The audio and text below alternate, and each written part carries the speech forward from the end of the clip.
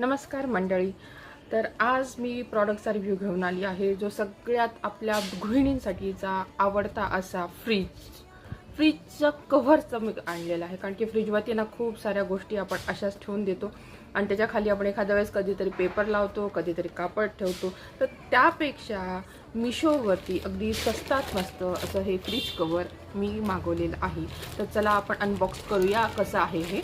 फ्रीजचं कवर मला आता जे रिसीव झालेलं आहे ते आता आपण चेक करणार आहोत.